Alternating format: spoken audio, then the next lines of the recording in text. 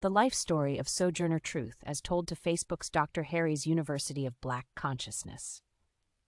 Hello, I was born Isabella Baumfree around 1797 in the cold soil of New York State. I was born into chains, not because of sin but because of man's blindness. Yet even as a child enslaved, I felt the presence of the Almighty moving through my soul.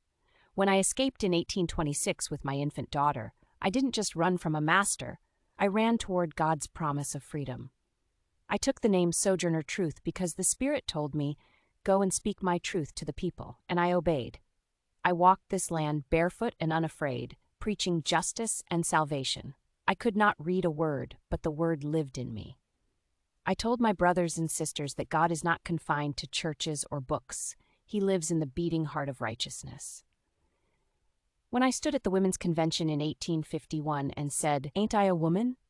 I wasn't just talking to white folks, I was talking to the world, reminding them that womanhood, blackness, and divine power are not contradictions, but reflections of God's design. I spoke against slavery, for the rights of women, and for the lifting up of all God's children. I met presidents, preached before thousands, and prayed over the sick and weary. My tongue was my sword, and truth was my weapon. Now, though my earthly body has returned to dust, my words still walk. I want every soul to know, your worth does not depend on man's chains or man's praise. The Lord who made me free is the same who made you mighty. Walk in that truth, speak it loud, live it proud, for the truth shall make you free.